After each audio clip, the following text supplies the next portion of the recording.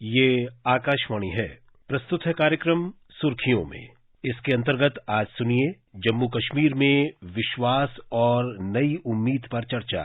इसमें भाग ले रहे हैं राजनीतिक विश्लेषक शेखर अय्यर और आकाशवाणी संवाददाता कमल कुमार प्रजापति। केंद्रीय गृह मंत्री अमित शाह जम्मू कश्मीर के इन दिनों दौरे पर हैं और वहां की सुरक्षा स्थितियों, शांति व्यवस्था और जो केंद्र सरकार द्वारा चल रही कई परियोजनाएं हैं, राज्य के लिए कई विकास कार्य हैं, उन सभी का जायजा लेने केंद्रीय गृह मंत्री ले रहे हैं और उनका निरीक्षण कर रहे हैं। तो इसे इस तरह से भी देखा जा रहा है कि 2 साल पहले जब अनुच्छेद 370 और 35A के निरस्त होने के बाद बीते 2 वर्षों में जम्मू कश्मीर में जो विकास कार्य रहे हैं या सुरक्षा को लेकर सरकार की पहल हैं, उनका एक तरह से निरीक्षण केंद्रीय गृह मंत्री द्वारा किया जा रहा है। सबसे पहले तो मैं केंद्रीय गृह मंत्री के इस विशेष दौरे पर आपसे टिप्पणी चाहूंगा और साथ ही आप ये भी बताएं कि चाहे वो सुरक्षा व्यवस्था हो या विकास कार्य हो, उनके लिए जो परिस्थितियां बनी हैं इस बीते समय में, उसने किस तरह से जम्मू कश्मीर के विकास को एक नई दिशा देने में मदद की है। बिल्कुल कमल जी, ये अपने आप में गृह मंत्री का जो दौरा रहा 3 दिन का, जम्मू और कश्मीर दोनों इलाके में वो जो लोगों से मिले, खास करके युवाओं के साथ जो डायरेक्ट अपील करने जो बड़ी पहल उन्होंने लिया है, इससे बड़ा मैसेज है कि आज कश्मीर के युवाओं के लिए फ्यूचर बहुत ब्राइट है। साथ में पिछले 2 साल कई कार्यक्रम चलाए गए, कई विकास कार्यक्रम आगे बढ़ा है, कई चीजें इम्प्लीमेंट हो रहे हैं, आगे भी इम्प्लीमेंट होना है।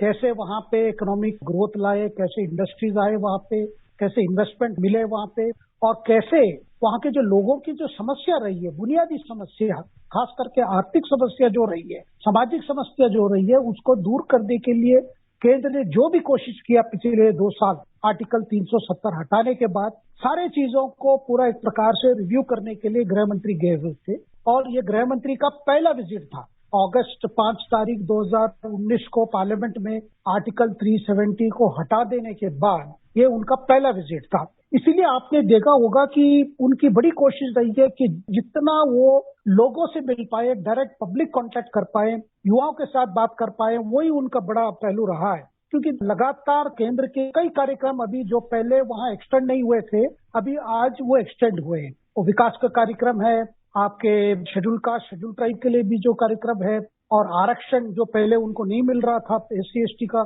आरक्षण वहां पे एक्सटेंड नहीं हुआ था, वो अभी आज मिल रहे हैं। और कई बड़े इंफ्रास्ट्रक्चर प्रोजेक्ट्स हैं, दूर इलाके में रास्ता बनाने का हो, मरामती का हो, कई पोल बनाने का हो, या कहीं प्राथमिक शिक्षा केंद्र खोलने की बात हो, या उच्च शिक्षा के केंद्र खोलने की बात हो, ऐसे कई कार्यक्रम आज चल रहे हैं। साथ में दूसरी बड़ी चीज जो आज कश्मीर में हो रहा है वो है कि जो भी आर्ट एंड क्राफ्ट रही है उसको पूरा एनकरेज करने के लिए, उनको आर्थिक सहायता देने के लिए कई कार्यक्रम चलाए गए। खास करके एप्पल ट्रेड के लिए भी बहुत कुछ किया जा रहा है। सैफरन, आपके जो सैफरन की जो केसरी की जो उत्पादन है उसको बढ़ाने के भी कई कार्यक्रम किए जा रहे हैं। तो कुल मिला के देखे जाए एक ऑलराउंड प्रोग्रेस की काम हो रही है। इसीलिए आपने देखा होगा ये जो आज जो कार्यक्रम चल रहे हैं वो कश्मीर को भविष्य को लेकर, वहां के युवाओं की भविष्य को लेकर, आगे 30 साल के जो भविष्य जो सामने है वो वहां के युवाओं के लिए है। और नए नए अवसर जब खुल रहे, ऐसे समय में बहुत आवश्यकता है कि हम वहां की जो आज की जो परिस्थिति वहां पे है, उसकी जो चुनौती हो रही है उसको हमें समझे। इस तरह के बड़ी मैसेज अमित शाह जी ने इन 3 दिन के दौरे में दिए हैं।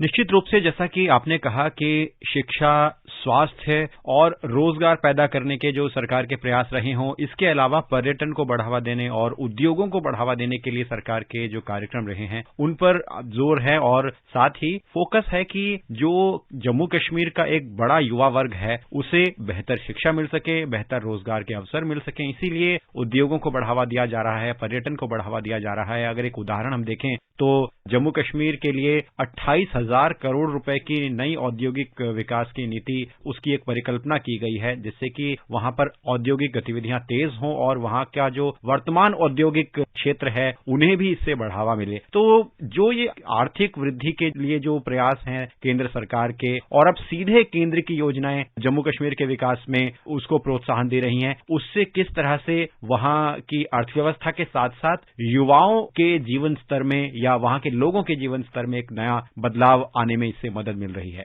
70% जो है वहां के जो लोग हैं वो 35 साल से कम उम्र के हैं। उनके आगे क्या है? उनके आगे समस्या यही है कि उनकी अच्छा शिक्षा मिले, स्वास्थ्य के लिए अच्छा देखभाल हो। इसलिए आपने देखा होगा कि हेल्थ स्कीम वगैरह भी एक्सटेंड हुए हैं वहां पे।